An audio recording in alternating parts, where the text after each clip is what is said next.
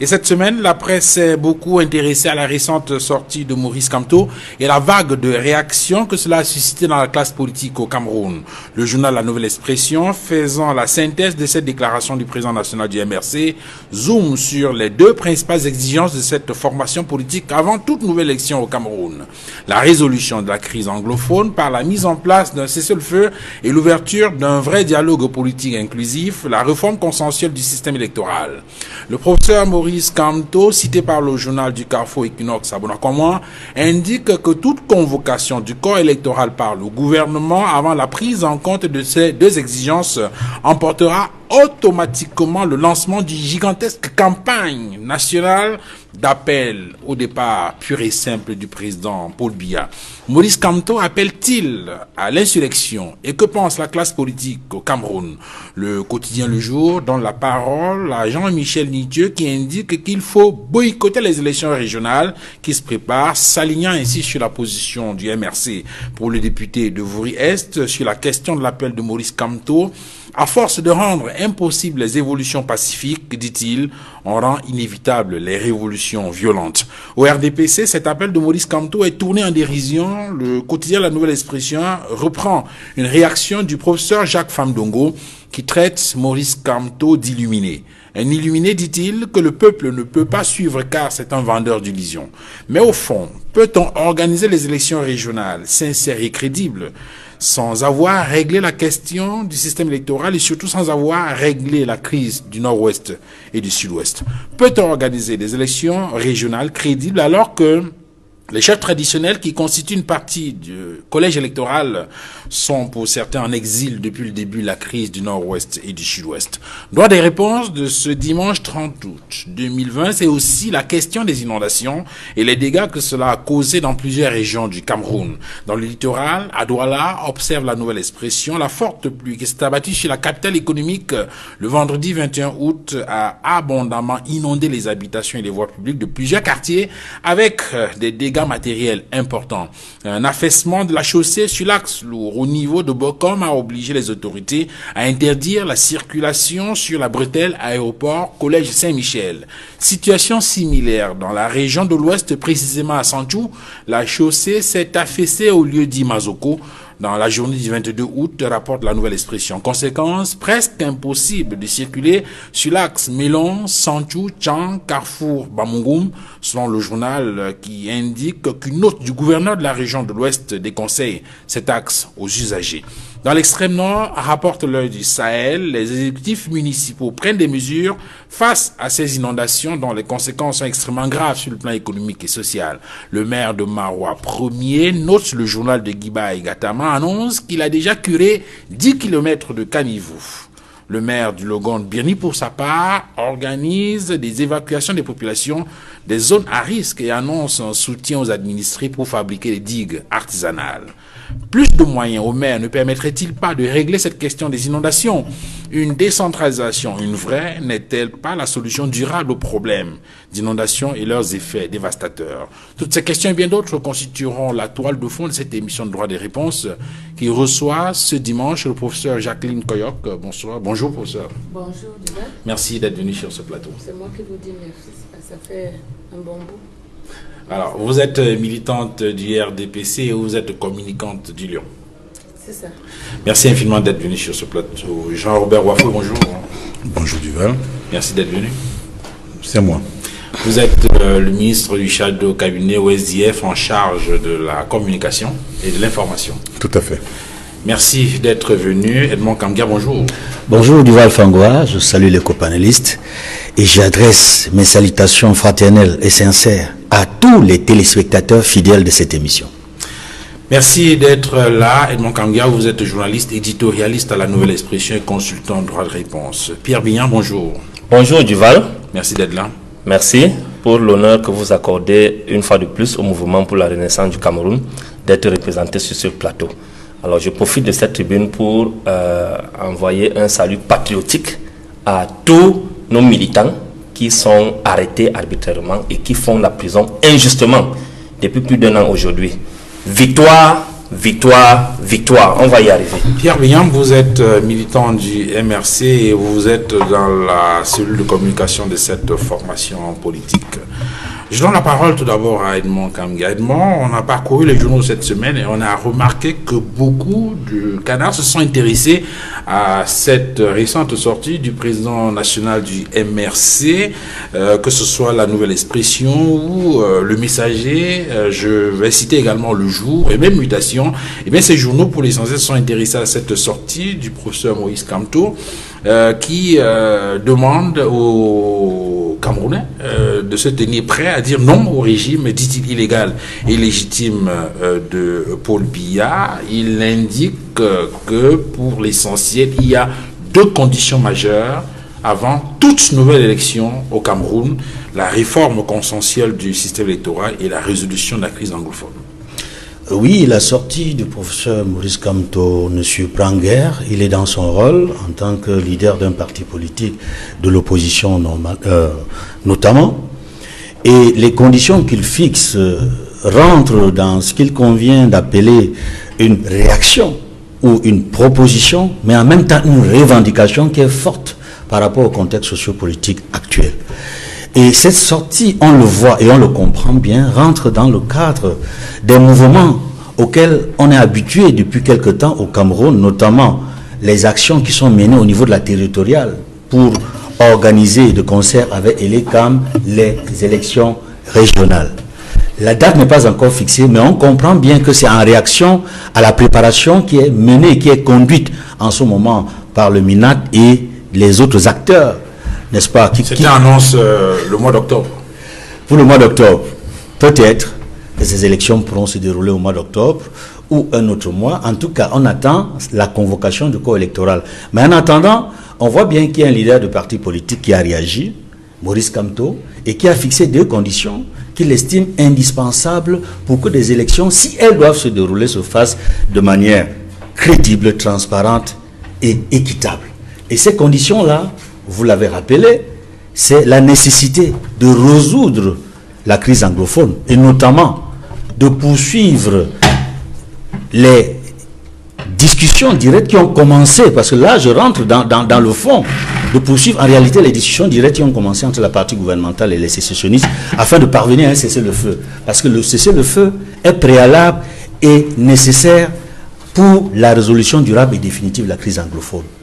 Et la deuxième condition, c'est la réforme consensuelle de l'ensemble du système électoral pour parvenir à des élections crédibles, transparentes et équitables au Cameroun. Je pense que l'ensemble de l'opposition et même la société civile est d'accord sur ces conditions-là. Parce que la plupart des ONG nationales, la plupart des partis politiques, des personnalités indépendantes avaient déjà rappelé ces conditions-là. Je me rappelle même que le SDF, dans l'un de ses derniers NEC, évoquer la nécessité de résoudre d'abord la crise anglophone avant d'aller éventuellement aux élections. Mais par la suite, on a vu qu'ils sont allés aux élections législatives et municipales. Mais aujourd'hui, ils sont davantage encore fondés à dire, et on l'a vu en réaction à la sortie de Maurice Kamto, on a vu l'honorable Jean-Michel Nithieu, qui partage entièrement la sortie faite par le leader du MRC pour dire qu'ils sont prêts pratiquement à boycotter ces élections si le corps électoral venait à être convoqué. Je pense que c'est légitime de la part des acteurs politiques, notamment l'opposition, de réagir par rapport à une action qui est menée, qui est en train de... Parce que par rapport aux préparatifs qui sont menés en vue d'organiser les élections régionales. Et on l'a vu clairement dans les activités qui sont menées ces derniers temps par le MINAT en relation avec les chefs traditionnels du Nord-Ouest et du Sud-Ouest, qui leur demandent de se préparer, notamment à cette éventualité-là, parce qu'ils seront les acteurs de taille pendant ces élections-là. Alors, je vous donne la parole tout à l'heure pour revenir sur la forme, je veux dire, sur le ton utilisé par le professeur Kamto, parce que beaucoup ont considéré cela comme étant un appel à l'insurrection. Jean-Robert Wafo, quelle est l'urgence aujourd'hui? Est-ce que l'urgence, c'est d'aller aux élections comme si tout était normal, ou bien il s'agit de hâter le pas vers la résolution durable de la crise anglophone? Sauf à être frappé d'un esprit profondément irrationnel, l'urgence, c'est pas d'aller aux élections. L'urgence, c'est la résolution de la crise anglophone. Quand je parle de la résolution, c'est d'abord un cessez-le-feu, n'est-ce pas, dans ces deux régions du nord-ouest et du sud-ouest, et par la suite que les différents protagonistes soient convoqués, doivent du moins s'asseyent autour de la table, n'est-ce pas, pour un vrai dialogue qui pourrait éventuellement déboucher sur le changement de la forme de l'État, parce qu'il faut passer au fédéralisme, c'est le minimum.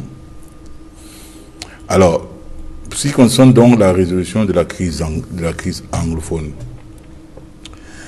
je ne sais pas, je vais vous dire, M. Duval-Fangwa, quand la crise anglophone a commencé, un 1er octobre, j'étais sur ce plateau, j'étais assis où M. Edmond Kamgia est là maintenant. On a montré les images en direct des gens qui défilaient, bref, c'était des images largement partagées sur les réseaux sociaux.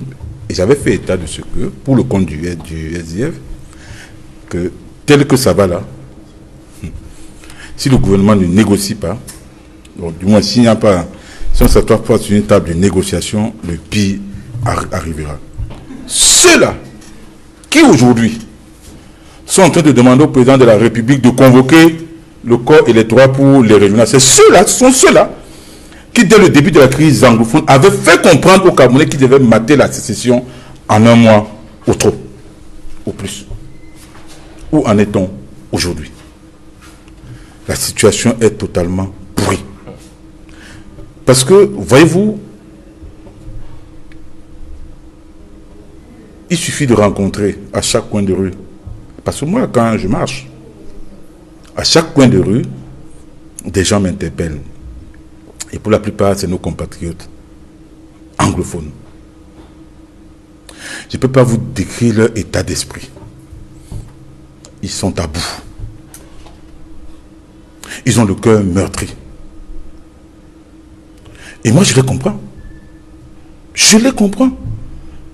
Ils ont tout perdu. Pour certains d'entre eux.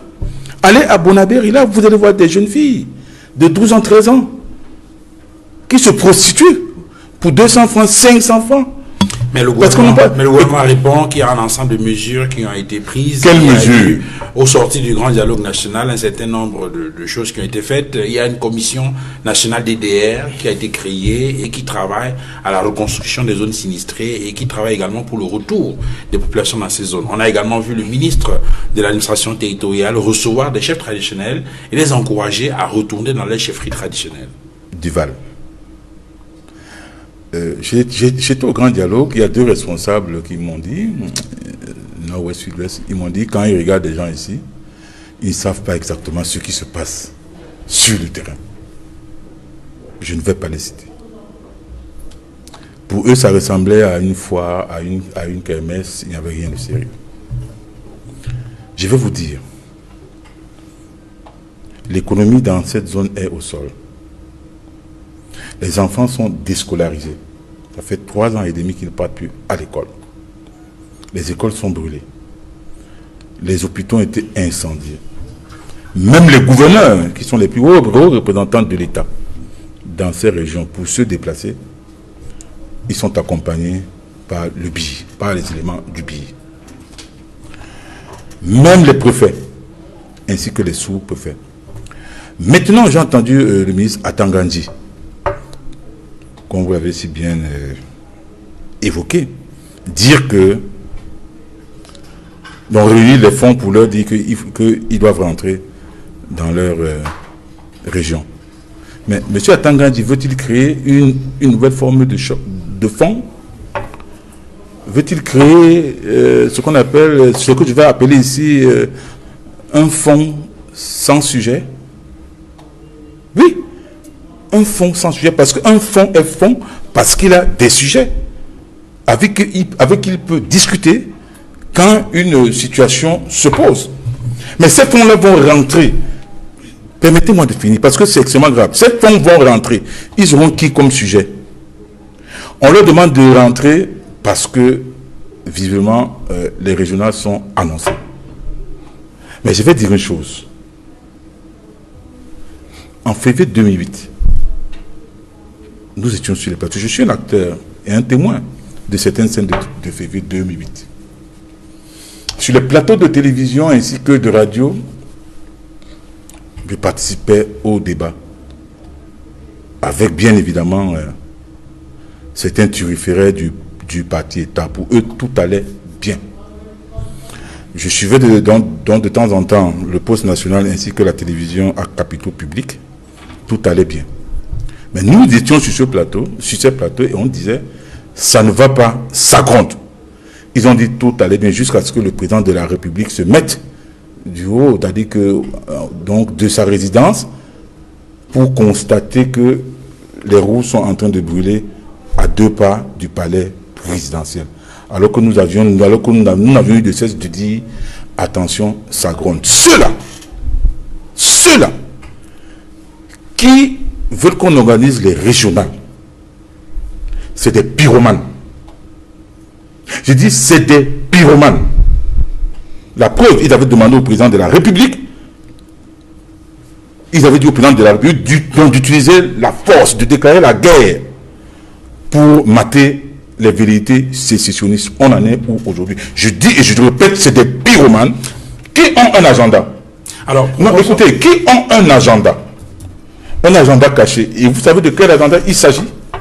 S'il est caché, je ne peux pas savoir. C'est le grand soir. Vous savez ce que c'est que le grand soir?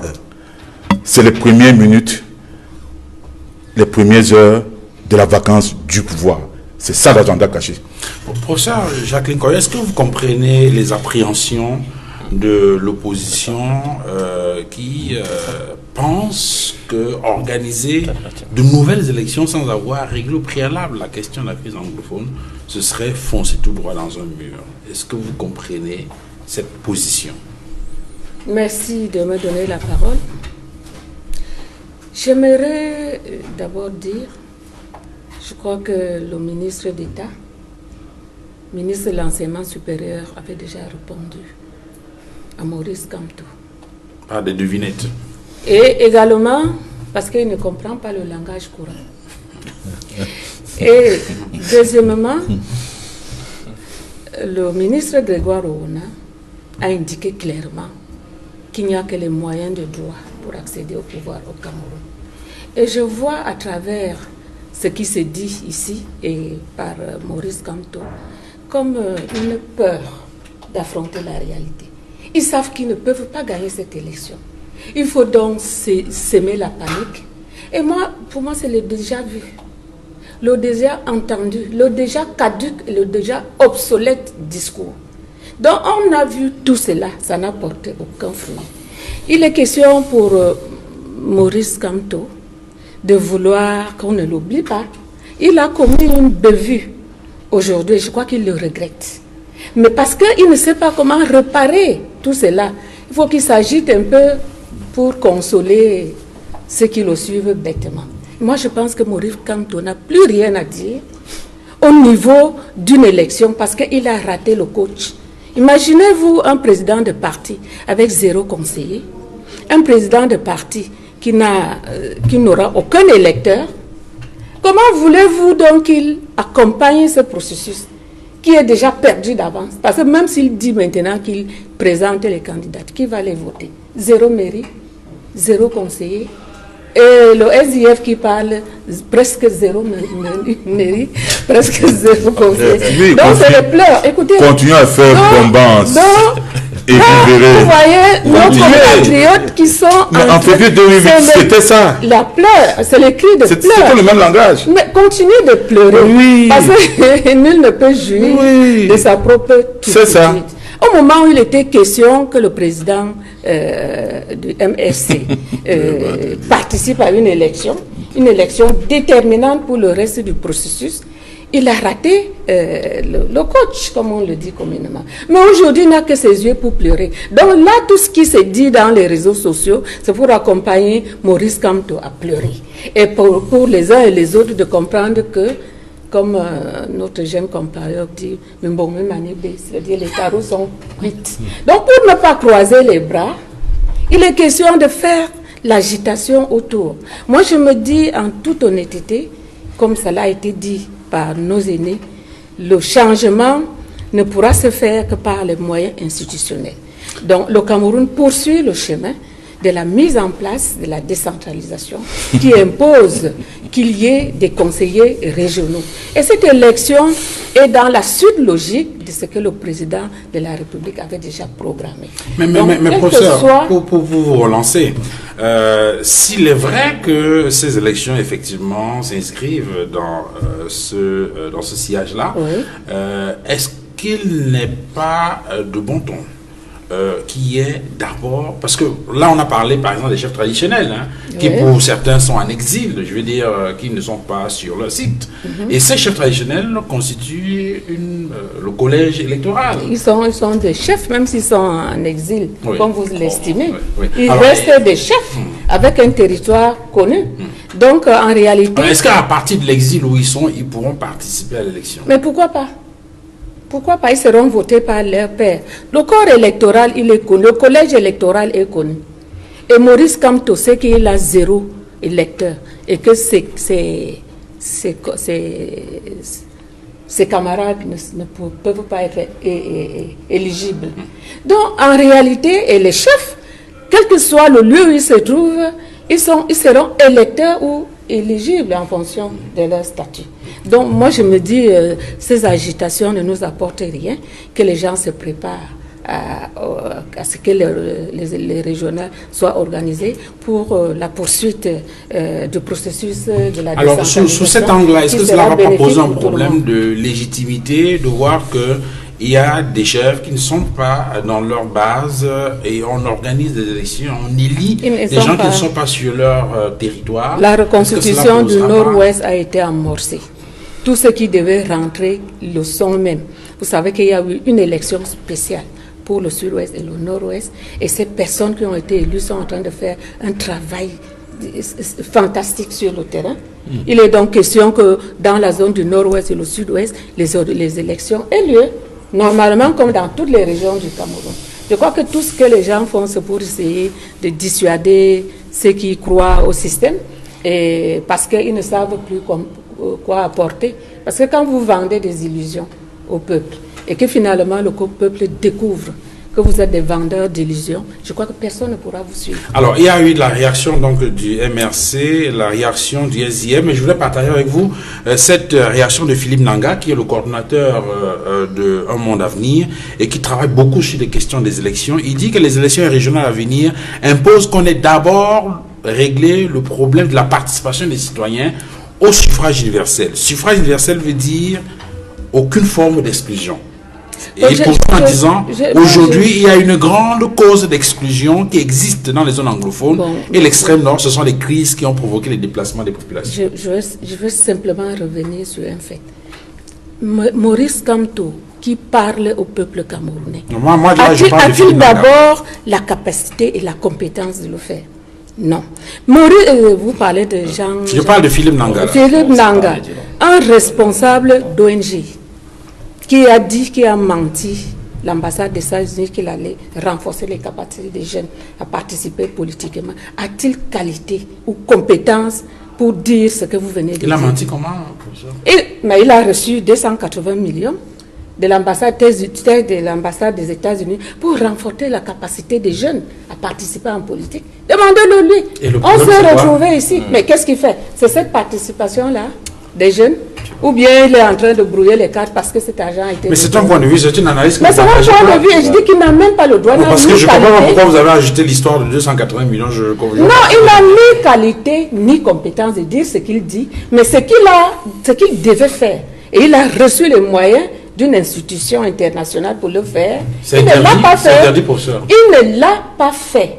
Donc il n'est pas propre. C'est quelqu'un qui a détourné les ressources pour renforcer les capacités. Alors là, c'est une accusation très grave. Non, il ne gère pas. Alors, on va continuer parce que comme il n'est pas sujet... Ne m'empêchez pas de le dire, parce qu'une organisation, une ONG, on dit apolitique, donc il n'a pas capacité de dire un seul mot dans la gestion de la cité, parce qu'il n'est pas un acteur politique. C'est un expert des questions électorales. Il n'est pas un expert. Il travaille sur les questions électorales depuis plusieurs années.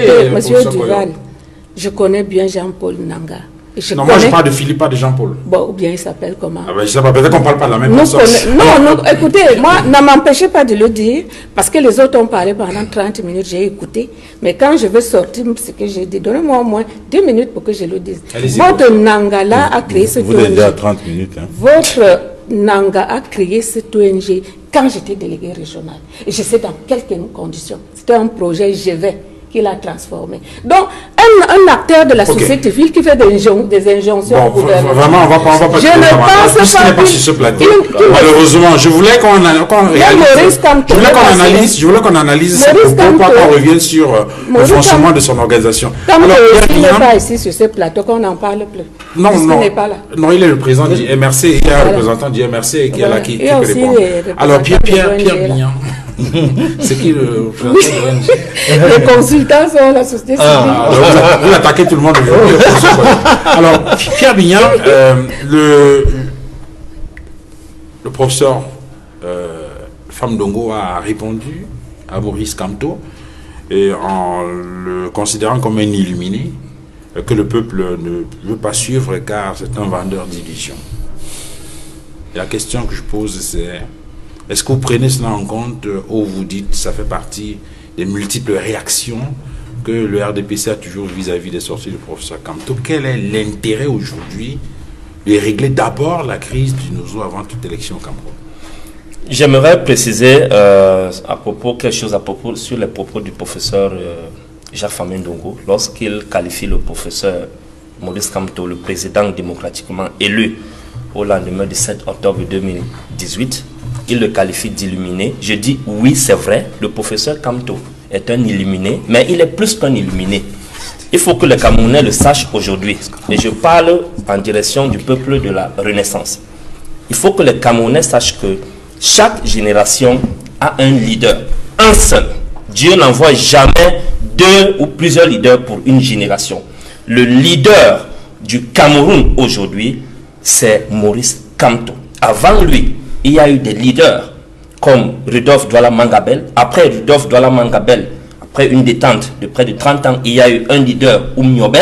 Après Oumniobé, il y a eu effectivement une détente de près de 30 ans. Il y a eu un leader, c'est Nidjon Fundi. Après Nidjon Fundi, près de 30 ans après, aujourd'hui, le leader que Dieu a envoyé au Camerounais, c'est le président élu, Maurice Kamto. Voilà pourquoi les Camerounais lui ont accordé leur suffrage le 7 octobre 2018 et l'ont porté à la tête de l'État du Cameroun. Ce n'est pas un hasard. Donc,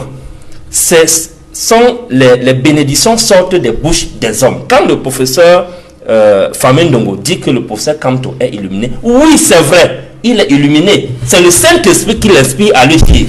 C'est vraiment un illuminé. C'est le guide de la révolution camerounaise. Et ils ne sont pas 2. Il faut que les gens le sachent. Maintenant, je reviens sur les propos du professeur Koyo.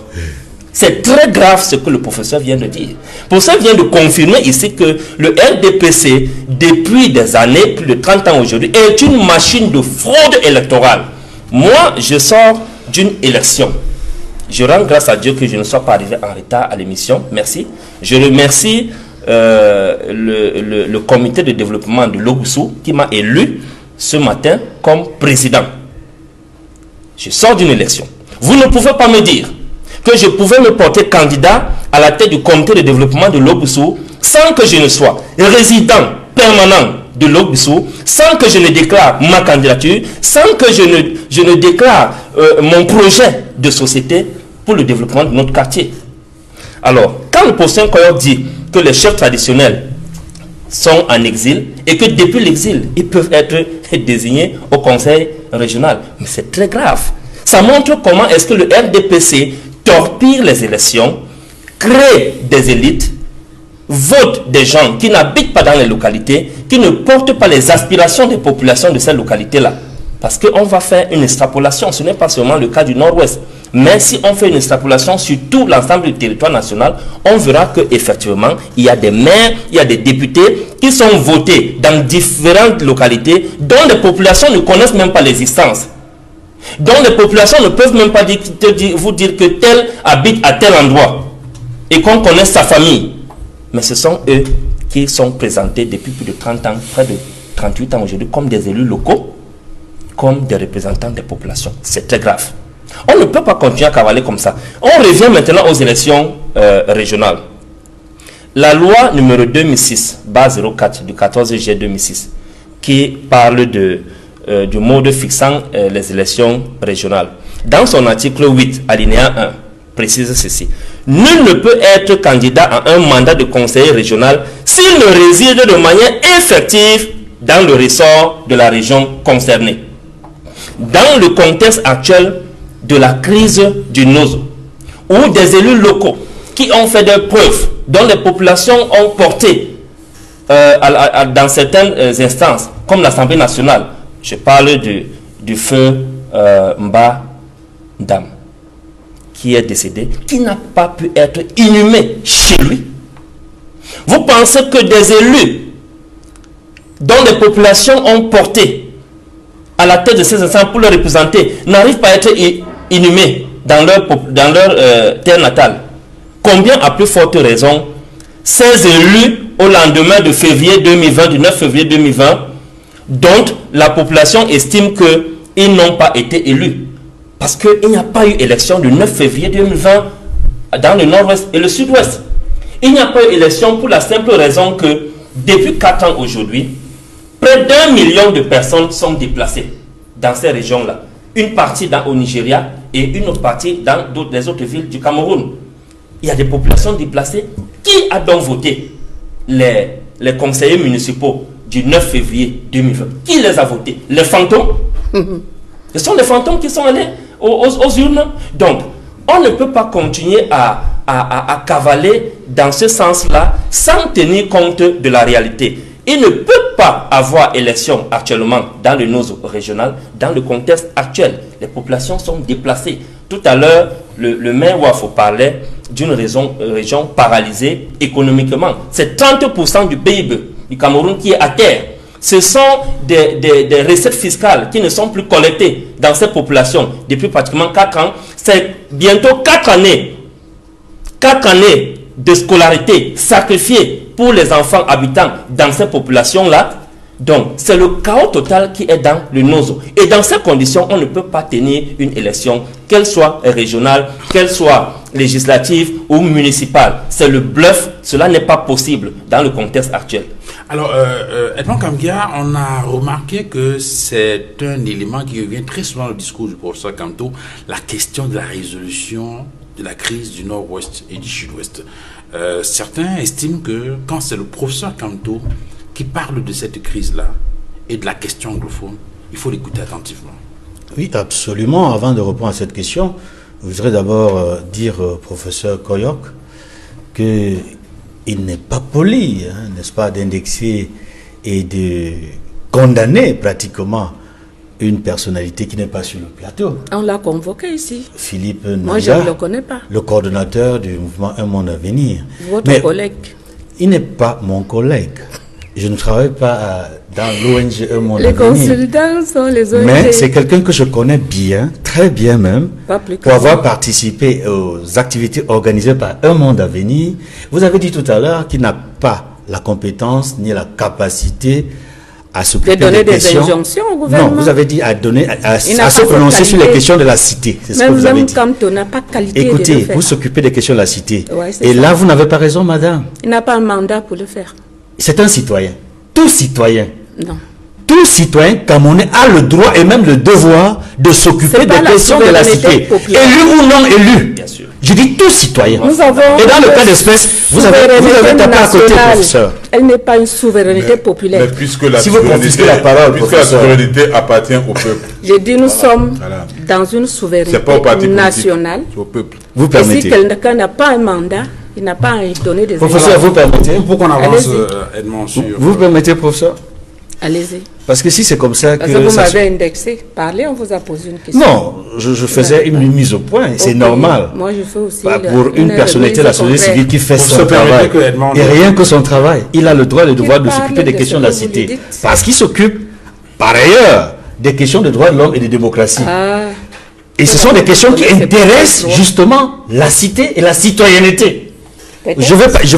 Je vais pas insister là-dessus, je vais Ouais. répondre à la question de fond. Voilà. Et la question de fond est celle de savoir pourquoi est-ce que le professeur Maurice Kamto insiste tant sur la nécessité de trouver un règlement à la crise anglophone avant que de faire des élections et après une réforme consensuelle.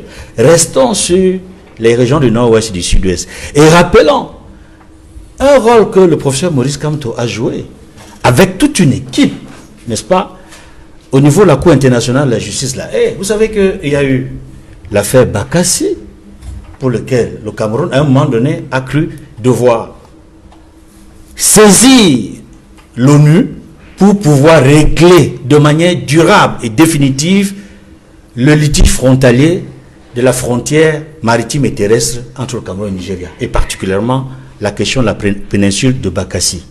Et Maurice Kamto a joué un rôle de premier plan avec, je le disais tantôt, toute une équipe. Ils ont fait railler dur. Et je dois rappeler que sur ce dossier précis, la Nouvelle Expression a été, le quotidien de la Nouvelle Expression a été le seul journal camerounais à rendre compte de manière fidèle et régulière, parce qu'il avait un envoyé spécial à la Cour internationale de justice de la Haye, qui nous envoyait des informations régulières de ce qui se passait là-bas. Et il travaillait, et ce correspondant travaillait en écoutant tout ce qui se passait là-bas, rencontrait le professeur Maurice Kamto et tous les autres acteurs de l'équipe du Cameroun qui se battaient pour que la décision finisse par sortir. Il y a eu l'arrêt du 10 octobre 2002 qui consacre la souveraineté du Cameroun sur Bakassi. Et je disais donc tantôt que Maurice Kamto ayant participé et contribué, et comme l'ont dit certains des acteurs avec lesquels il était là-bas, de manière particulière, singulière et efficace à ce dossier, il est fondé de s'occuper des questions qui concernent le nord-ouest et le sud-ouest. Et parce que Bakassi fait partie de l'une des deux régions concernées, notamment le sud-ouest, et je pense qu'il a suffisamment travaillé là-dessus. Et je me souviens que dans les comptes rendus que nous recevions de notre envoyé spécial à l'époque, qui aujourd'hui, il faut le dire, il signait son article Jacques Manguet, aujourd'hui il est professeur agrégé de droit public. Je m'arrête là. Pour dire la qualité des informations que nous recevions et la qualité le profil même de celui qui nous envoyait les informations à partir de la Cour internationale de justice de la Haye. Nous suivons votre regard. Oui, je ne vais pas citer son nom, mais il a beaucoup d'activités aujourd'hui. Parce que c'était son nom de plume, Jacques Manguet. J'étais son rédacteur en chef. Je le sais. Il se reconnaît. Je ne veux pas en dire davantage sur le personnage. Je voudrais simplement dire que pour que le Cameroun parvienne à récupérer Bakassi, il a fallu que les agents, les co-agents, y compris Maurice Kamto qui y était, fouillent dans toutes les archives sur l'histoire du Cameroun, du protectorat allemand jusqu'à nos jours. Plusieurs dizaines de milliers de documents, parmi lesquels l'accord anglo-allemand du 11 mars 1913 qui délimite la frontière entre le Nigeria et le Cameroun et qui était un des éléments de qualité qui ont permis de sceller définitivement la décision, de faire en sorte que cette partie, Bakassi, revienne au Cameroun, parce qu'il avait été attaqué par nos frères du Nigeria et nous l'avons récupéré. Et je veux dire que pour les arguments juridiques qui ont été soulignés par ces experts-là, parmi lesquels faisait partie le professeur Maurice Kamto, il y avait la nécessité donc de fouiller dans ces archives qui se retrouvaient épars dans le monde, y compris en Allemagne, en France, un peu partout. En tout cas, tous ceux qui aujourd'hui font partie de ce que l'accord de Green Tree a appelé les parrains de l'accord de Green Tree, accord qui a été signé aux États-Unis le 12 juin 2006. Les parrains de l'accord de Green Tree, c'est qui? C'est les anciennes puissances qui occupaient le Cameroun à un moment donné de l'histoire. Soit les Allemands d'abord, à travers le protectorat, ensuite les Français et les Anglais à travers le double mandat, la SDN, ensuite le double mandat de la tutelle. Et je ne voudrais pas être très long là-dessus, mais pour dire qu'en réalité, quand un acteur politique a d'abord été expert technique sur des questions juridiques, sur des questions concernant le nord et le sud-ouest, il faut l'écouter avec beaucoup d'acuité. Et je voudrais dire pour chuter que Maurice Kamto, quand même, il faut le lui reconnaître, c'est lui qui est allé hisser le drapeau du Cameroun à Calabar. Hisser le drapeau du Cameroun. C'est-à-dire, il a participé, pas seul, avec d'autres Camerounais, dans la matérialisation de la délimitation de la frontière maritime de Bakassi jusqu'au lac Tchad. Et ça se fait parfois notamment dans des conditions difficiles, avec les hélicoptères et autres. Donc c'est quelqu'un qui a le souci du Cameroun. C'est quelqu'un qui a le souci de cette partie du pays et qui croit que si cette question n'est pas réglée, c'est une autre bombe à retardement. C'est un volcan endormi. Voyez-vous, ça fait 4 ans que ça dure cette guerre. Et beaucoup pensaient dans l'origine qu'il suffisait de 2 semaines pour qu'une solution militaire efface totalement les velléités sécessionnistes. Nous sommes déjà à 4 ans. Mais et beaucoup de gens meurent. Les Camerounais, je dis, les Camerounais meurent. Le consultant, il a été payé pour le faire. Et les autres qui sont payés pour nous faire ça et qui nous avons été consultants ailleurs. Il n'est pas. Je vous en prie. Ça ne lui concerne pas. Vous m'interrompez tout le temps, madame. Vous avez fini, monsieur. C'est quoi vous Ah bon? C'est vous qui décidez, c'est vous qui décidez de donner la parole. Continuez alors. Professeur, il faut attendre. Soyons polis, madame. Non, mais moi j'ai dit, faut pas venir. Vous êtes une dame, madame. Monsieur. Vous devez être. Il l'a dit. Il avait d'ailleurs. Professeur en plus. Soyez poli, madame. Monsieur. Les téléspectateurs nous regardent et nous prennent à témoin. Alors, on va commencer déjà sur ce plateau. Vous êtes professeur du on va donner, s'il vous plaît, on va donner la parole à Jean-Aubert Wafou. Jean-Aubert Wafou, est-ce que les conditions, je veux dire, des élections régionales dans des conditions actuelles, notamment dans le nord-ouest et le sud-ouest, ne pourront pas poser des problèmes de légitimité? Il y a des particularismes, il y a des spécificités concernant ces régions qui doivent être prises en compte, et on n'a pas le sentiment, en tout cas selon certains acteurs, que ces éléments effectivement sont en train d'être pris en compte avant toute nouvelle élection. Est-ce que ce problème de légitimité ne va pas se poser? Est-ce qu'on ne risque pas de se retrouver dans la situation d'après février 2020? Parce qu'on pensait que ces élections pourraient permettre, les élections municipales, pourraient permettre un temps soit peu d'apporter de la calmie dans ces zones. Avant de répondre à cette question, j'aimerais faire une petite digression. Moi, je ne crois pas au messianisme. Je ne crois pas au messianisme. Et dans la situation dans laquelle le Cameroun se trouve aujourd'hui, on a besoin que toutes les forces se mettent ensemble, en toute humilité. D'ailleurs, j'ai lu, comme plusieurs Camerounais, la dernière lettre du professeur Maurice Kamto a donc adressé aux partis politiques, à la société civile, etc. Lui-même dit à l'intérieur que personne seul, c'est-à-dire qu'aucun parti politique seul ne peut faire bousculer, donc ne peut bousculer un régime dictatorial comme celui de Yaoundé. Donc c'est dit que lui-même, il ressent la nécessité que toutes les forces prises de patriotisme, n'est-ce pas, et de démocratie, n'est-ce pas, puissent se mettre ensemble pour enfin bouter, n'est-ce pas, ceux qui nous gouvernent depuis 38 ans d'ailleurs. Donc il faut arrêter parfois avec le messianisme. Le messianisme, c'est un facteur, donc c'est un des plus grands diviseurs communs, un des plus grands PGDC. Donc il faudrait que... Alors cela dit, revenons sur la question des élections. Toutefois, je ne nie pas, n'est-ce pas, la qualité intrinsèque de l'homme. À partir du moment où on a eu 14% à une élection de façon officielle, et compte tenu des difficultés, tous ceux qui ont pu avoir, n'est-ce pas, un score à cette présidentielle, ceux qui ont même participé à cette élection présidentielle, il faut les féliciter parce que ce n'est pas facile du tout compte tenu du contexte dans lequel nous nous trouvons. Avec, donc effectivement, une classe gouvernante, autiste, condescendante, qui passe le temps à frauder. Pour dire quoi? Quand je parle de la fraude, vous dites qu'on va organiser les élections régionales dans le nord-ouest, sud-ouest. Mais je suis quand même surpris. Oui, ils vont vous dire que le corps électoral est constitué, que le collège électoral est constitué de conseillers municipaux. Ils vont aller organiser une fois. Ils vont dépenser des milliards de francs CFA. Pourtant, il leur suffit juste de procéder aux nominations. Nommer tout simplement les conseillers régionaux. Et là, vous n'allez pas faire souffrir les caisses du trésor public puisque vous êtes habitués à braquer le trésor public. Et quand je parle de la fraude, et vous, quand vous allez organiser ces élections régionales, c'est ajouter l'illégitimité à l'illégitimité. Oui. vous êtes en train de renforcer l'illégitimité.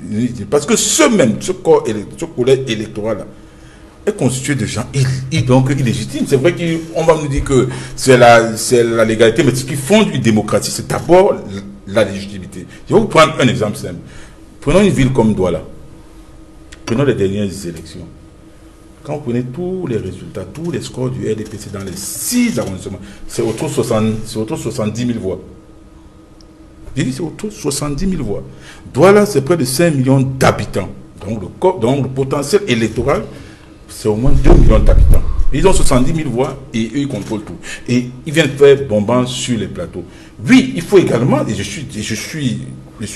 je prends acte, n'est-ce pas, de ce que le MSA a rejoint le SDF, n'est-ce pas, dans ces batailles. Parce que Edmond l'a bien rappelé que c'est des revendications qui ont été portées depuis des décennies, et d'ailleurs encore Jean-Michel Nietzsche lui-même l'a rappelé par le SDF. Et je vais dire ceci, vous êtes habitués à frauder. La réforme du code électoral est indispensable. Parce que demain, j'ai bien peur, il faudrait que les acteurs, que ceux qui sont élus soient vraiment légitimes. Mais comme vous passez le temps à frauder, mettez tout simplement sur pied le bulletin de vote unique. Dans aucun bloc d'un quartier quelconque de la République, on ne votera le RDPC. Je dis bien dans aucun bloc. S'il y a seulement le bulletin de vote unique, dans aucun bloc. Parce que, avec le bulletin de vote unique, ils ne pourront pas corrompre. Quand il y a des bulletins de vote multiples, ils viennent, ils se mettent là à distance, ils disent, ok, dès que tu me ramènes le bulletin de vote de l'adversaire, je donne 2 000 francs, 3 000 francs. C'est un mécanisme simple, bulletin de vote unique du Val Fabien. C'est moins cher, ça coûte moins cher. Et maintenant, quand je parle de la fraude, vous êtes habitués à frauder. Vous tous, quand on Je dis, vous êtes habitués à frauder. Vous exagérez. Dans le nord-ouest, sud-ouest, comment ça va se passer là-bas? Vous parlez des tests. À quoi vont servir les élections régionales dans ces deux régions du nord-ouest et du sud-ouest, et même un peu partout ailleurs? Prenons les deux régions du nord-ouest et du sud-ouest. Vous avez parlé du Code général de la décentralisation, donc des collectivités territoriales décentralisées. Là-dedans, il est indiqué que le sous-système judiciaire anglophone et le sous-système éducatif anglophone feront l'objet de lois spécifiques. Où sont ces lois spécifiques là aujourd'hui? C'est où? Où sont ces lois spécifiques? Parce qu'après les lois, il faut des décrets. Où sont même ne serait-ce que ces lois? Ça fait 1 an. De deux, ils disent qu'ils vont organiser les élections régionales. Qu'on me montre comment ces conseils régionaux seront financés. Monsieur Duval Fangoua, il n'y a pas un seul texte qui indique de façon claire les sources de financement des conseils régionaux. Un seul texte, ça n'existe pas. Je dis bien, il n'y a aucun texte, et je le dis ici avec autorité. Et le ministre des Finances est en train de nous suivre, je le dis avec autorité. Parce que les lois de 2004, ainsi que les modifications subséquentes, en ce qui concerne les sources de financement, par exemple, pour les collectivités, donc pour les mairies, il y a l'impôt libératoire, mairies et communautés urbaines qui sont devenues donc les mairies de ville. Il y a les centimes additionnels communaux qui sont soumis à péréquation. Tout comme il y a la taxe foncière, par exemple, les droits de mutation d'immeubles. On dit l'État à tel montant, à telle quantité, le FECOM à telle quantité, la commune à telle quantité, et quand il y a la communauté. Je dis, du Val-Fangoua, ça n'existe pas. C'est la raison pour laquelle je vous dis ceci. Il y a un agenda caché. Vous avez compris? Et je pèse mes mots. Ces élections régionales, ça ne profitera pas au président Biya. Pas du tout. Mais à qui ça va donc profiter? Ils veulent recaser leurs retraités, anciens hauts commis de l'État, qui sont ainsi que les mécontents de leur parti. Et ce que je dis ici, ce que je dis est clair. Je dis c'est le grand soir qui se bat parce que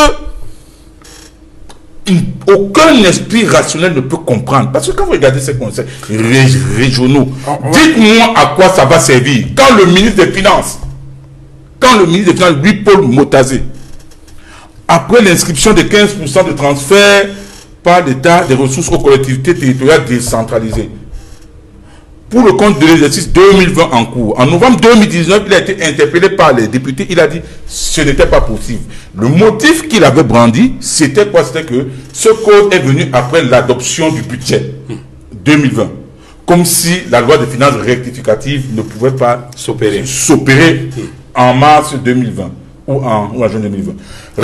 Et lors de la session de juin passé, le même ministre des Finances, répondant aux questions des députés sur les 15%, a dit c'est pas possible pour 2021. Ça veut dire que quoi?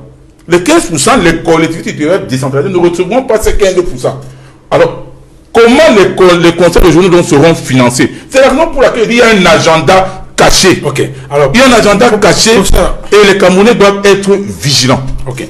Alors, professeur, lorsqu'on écoute le développement fait par le Jean-Robert Wafo, le sentiment qu'on a, c'est que de toute évidence, on n'est pas prêt pour ces élections régionales. Je crois que vous allez aussi me donner un peu de temps, parce qu'il a fait toute une conférence nationale. Et personne, je ne sais même pas, là où il n'a même... Non, mais déclinez vos arguments. Bon, donc je suis en train de dire, bon, je vais revenir... Vous êtes professeur, donc bon... Je vais revenir à ce que mon collègue a dit tantôt, M. Kamngia. La consultance ne confère pas la légitimité, même si on a été un consultant expert international. Ce n'est pas la raison pour que Maurice Kamto vienne revendiquer le mandat présidentiel, d'un. Et de deux, tout ce que nous avons là dit tantôt, je ne sais pas, vous n'avez pas posé des questions. Vous étiez candidat à l'élection municipale, non? Vous avez raté seulement. Oui, mais c'est normal. Quand on va à une élection face aux tricheurs comme vous pouvez me laisser parler. Face aux vainqueurs des élections. Voilà. Mais maintenant, là, on ne vous empêche pas de m'interrompre. Le bulletin de vote Duval. Je vous poser la question, c'est vous qui avez posé la question. Vous ne pouvez même pas gagner dans un seul bloc de papier. Alors, vous êtes des tricheurs, des fraudeurs, des braqueurs. La parole, allez-y. Monsieur Wafo, et évitez de lui poser la question. Non,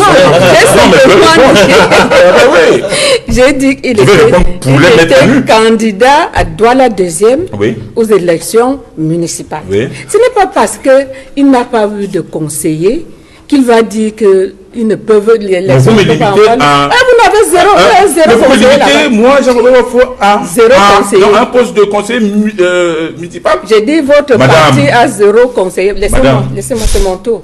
Bon, et je vais simplement dire... sur les réponses. Quand je me souviens, écoutez, quand je me madame, Jean-Robert, je peux m'inquiéter, mais quand je me compare, je me rassure. Jean-Robert, il faut qu'on avance, on a beaucoup d'autres sujets. C'est ce que je suis en train de dire. Et je reviens à ce que c'est pas parce qu'on a eu zéro conseiller municipaux qu'on va dire qu'il n'y aurait pas une élection régionale. Vous avez quand même tenté, mais malheureusement, le peuple n'a pas repris. L'élection régionale ne l'interrompez pas.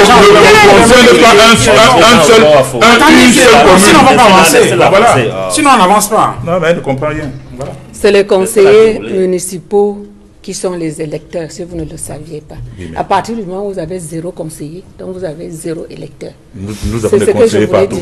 Bon, vous avez quand même été là avec un code boiteux. Je vous ai vu battre campagne, monsieur Wafo. Donc ce n'est pas parce que ça a été dur, vous n'avez pas gagné, que vous allez emballer tous les Camerounais pour dire qu'il n'y aurait pas une élection, il n'y aura pas de ressources. Vous n'êtes pas là pour juger de la source des ressources. Je vais dire que pour les élections dont on a parlé, les régionales, les élections auront lieu. C'est le processus normal. Vous savez que le président Paul Biya, dans sa logique, il est légaliste et il n'a jamais failli.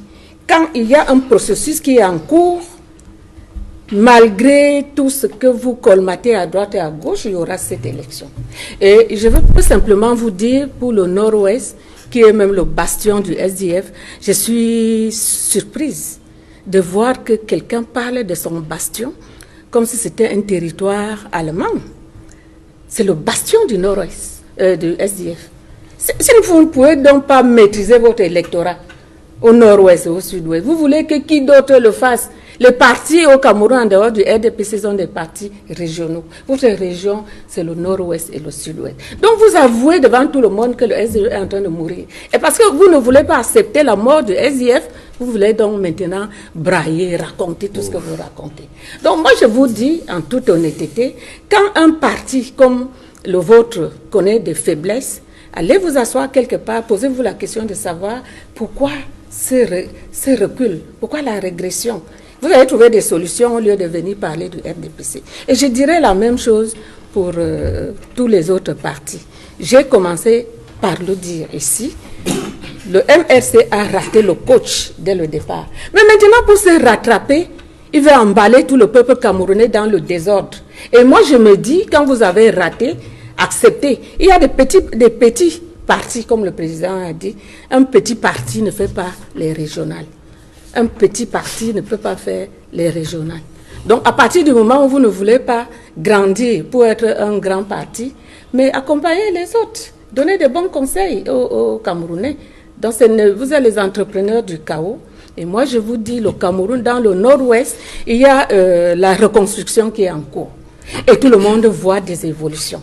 Il y a les maires, les conseillers et les députés qui ont été élus dans le nord-ouest et le sud-ouest.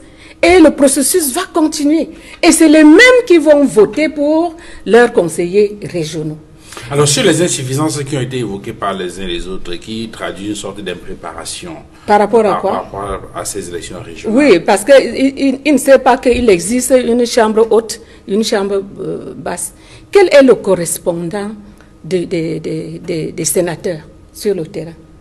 Parce que pourquoi vous ne vous posez pas la question comment sont financés les sénateurs et vous venez de poser la question de savoir comment seront financés les régions. Le Sénat a un Mais moi je dis en toute réalité. A un budget, tout comme l'Assemblée nationale a un budget. Je suis donc en train de tiré dire. de l'argent du contribuable. C'est connu Voilà. à chaque exercice budgétaire. Donc, ne posez mais donc comment les cette sénateurs, question. comment les conseils régionaux, Madame Koyok, Ouais. seront financés? elle est en train de répondre. Je suis en train de répondre parce que vous ne comprenez même rien. Quand on vous dit allez lire le Dis-moi, code comment ça électoral, vous venez toujours dire des choses qui sont déjà connues. C'est une collectivité. Alors, comment ça va se territoriale. passer pour ça? Allez-y, Allez-y, voilà. permettez qu'elle réponde. Voilà. Je vous ai dit, Voilà. moi je dis toujours, avant que quelqu'un ne s'engage en politique, il faut qu'il aille Mais elle ne d'abord répond pas, là. s'asseoir et se former.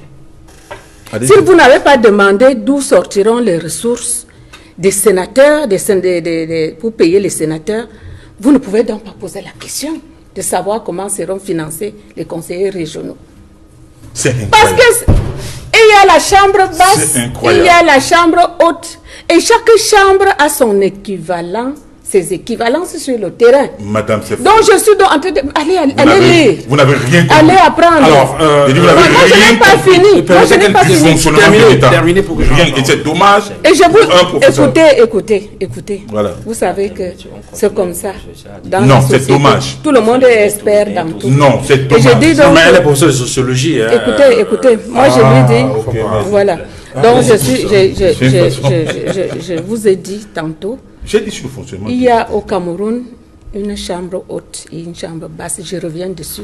En le disant, j'ai répondu à votre question. Non. Si vous n'avez pas compris, au sortir continuez à d'ici, lire. allez Alors, je vais en parler. continuer À lire. votre lecture et vous comprendrez ce que Mieux. je veux vous La dire. fois prochaine. Allez, Mais vous me donnez 2 minutes d'Ival, Encore pour ça. alors que vous donnez 30 minutes à chacun. Non, Donc, moi, je ne sais professeur, pas. j'ai un chrono en main. Voilà, Ok, le chrono là, je vais le voir. Ok. Voilà le chrono. On Alors, est dans Pierre, bien sûr, je voudrais qu'on avance un tout petit peu. Professeur, je vais revenir à l'observation faite à l'heure par Jean-Aubert Wafo sur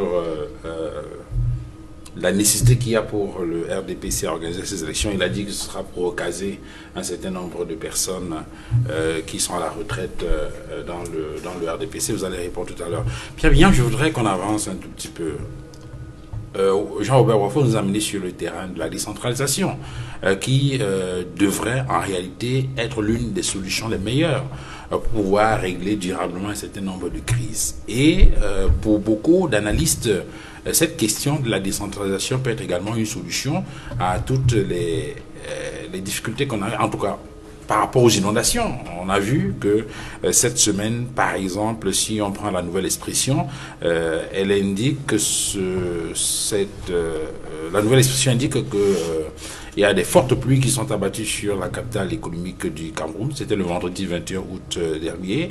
Et ces pluies ont abondamment inondé les maisons, les voies publiques, les quartiers de la capitale économique du Cameroun. Ça a été le cas également à l'ouest, notamment à Santhiou, où la chaussée s'est effondrée, amenant d'ailleurs les pouvoirs publics, notamment le gouverneur de la région de l'ouest, à interdire la circulation, en tout cas de déconseiller la circulation sur l'axe qui va de Mélon, Santhiou, Tchang, Kafou, Bamungum, entre autres.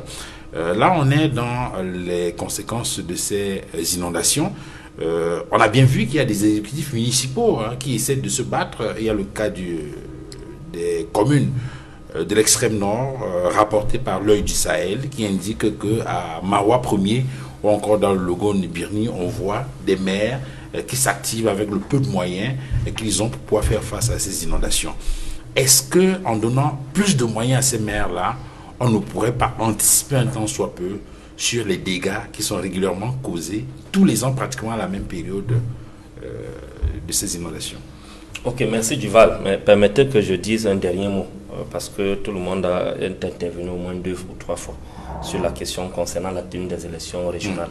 Alors, mon dernier mot que je vais dire à propos, c'est que il faut que les Camerounais comprennent que si le MRC en est arrivé là, aujourd'hui, où nous appelons tout le peuple camerounais à revendiquer pacifiquement la non-tenue de ces élections-là et à la limite même le départ du président Paul Biya, c'est parce que on a l'impression que le régime du président Paul Biya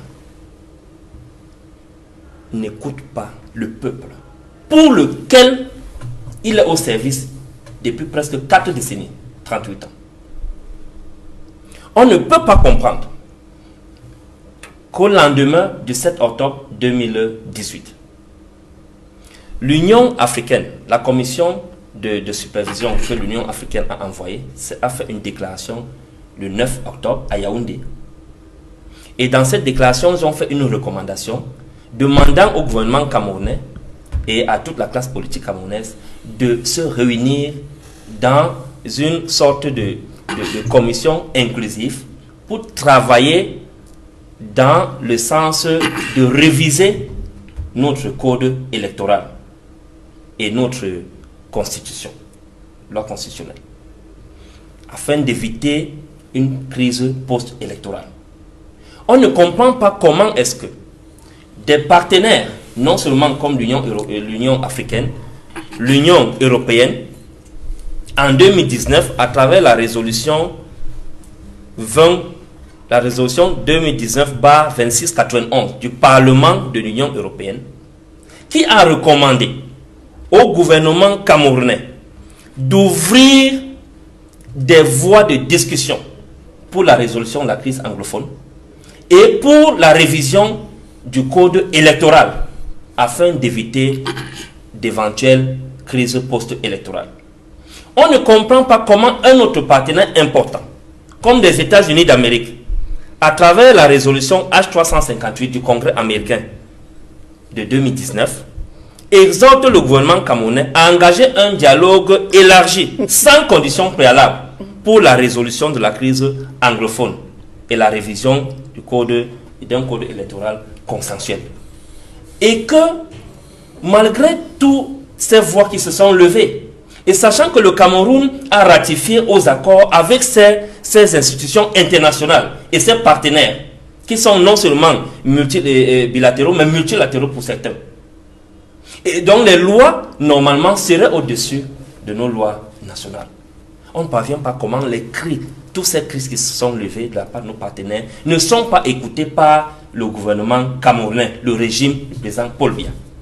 Encore plus que, de façon au niveau national, toute la classe politique, y compris même à l'intérieur du RDPC, sont d'accord qu'on doit réviser le code électoral pour ne pas se retrouver dans des situations comme celle du Burkina Faso ou du Mali ou de la Gambie à un moment donné. Parce que les crises post-électorales sont constantes en Afrique subsaharienne. Et voilà pourquoi le MRC est resté constant et cohérent dans sa position des deux préalables. Avant toute élection au Cameroun, il faudrait automatiquement qu'on révise le code électoral, qui soit consensuel et qu'on aille vers une résolution définitive de la crise anglophone. Et nous avons les moyens. Le MRC est allé loin à travers les sorties du président élu Maurice Kamto pour indiquer même la création d'un comité au niveau, d'un haut comité, qui devait être un comité politique piloté par un chef d'État africain ou un ancien chef d'État africain, et qui devait avoir à côté une sous-commission qui serait une commission technique telle que prévue par la résolution de l'Union européenne pour travailler avec la classe politique nationale et nos partenaires dans le but de trouver des mécanismes de révision consensuelle de notre code électoral. Donc nous sommes restés constants. Et c'est à cet effet que nous avons sacrifié toute une élection législative et municipale le 9 février 2020. Donc nous restons constants dans notre position et nous pensons que si ces préalables ne sont pas encore remplis, parler encore d'une élection au Cameroun, c'est se moquer de la gueule des Camerounais et continuer à nous faire comprendre que non seulement ils n'écoutent pas leur peuple, ils n'écoutent pas le conseil que les pays amis et partenaires leur donnent par rapport à leur peuple. On n'a plus besoin de ce genre de gouvernement, de ce genre de régime à la tête de notre pays. Ok. Peut-être embrayer directement sur la question que j'ai posée en rapport avec la nécessité d'une vraie décentralisation pour faire face notamment aux... La décentralisation est un échec cuisant. Cela fait 24 ans aujourd'hui que la décentralisation a été lancée au Cameroun. Et que 24 ans après, on soit là en train de dire qu'il faut augmenter le niveau de budget des maires, des communes et autres. La décentralisation est un échec. Pour faire face aux situations comme les inondations que le Cameroun a traversées la semaine dernière, il faut toucher certains points essentiels. Il faut comprendre que le Cameroun, par exemple, a une direction de la météo. Est-ce que la direction de la météo fait effectivement son travail? On a dans diverses localités, nous savons qu'il y a des barrières de pluie. Est-ce que ces barrières de pluie fonctionnent normalement? Qu'est-ce que la direction de la météo fait? Les Camerounais qui sont en train de il faut quand même peut-être rappeler juste, Pierre, qu'il y a quelques semaines, le ministre de la décentralisation et du développement local avait rendu public un communiqué dans lequel il alertait les maires, les exécutifs municipaux à prendre des dispositions en vue d'anticiper sur les dégâts que pourraient causer les inondations dues aux fortes pluies du mois d'août notamment. C'est un calendrier qui doit être annuel. On n'a pas besoin de le faire en une semaine ou en moins de 2 semaines. C'est un calendrier qui est annuel. C'est-à-dire que si la gestion est bien faite, la direction de la météo a ce calendrier-là qui doit adresser à tous les autres services, que ce soit décentralisés ou départementaux, régionaux. On doit avoir ce calendrier que dans le littoral, voici le débit d'eau qui peut risquer d'avoir cette année, voici ainsi de suite. Bon, maintenant, deuxième chose, le budget que les mairies ont pour le désengorgement des caniveaux aujourd'hui, qu'est-ce qu'ils en font? Parce qu'ils ont quand même un budget. Est-ce qu'ils utilisent ce budget à bon escient? Les entreprises au Cameroun ont le devoir de la responsabilité sociale, entreprise.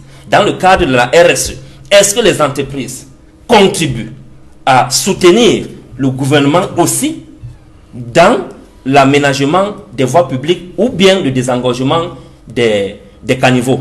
Parce qu'il faut, il faut relever également que si le peu de caniveaux qu'on a déjà quand même était bien géré, bien aménagé, on éviterait un certain nombre d'inondations.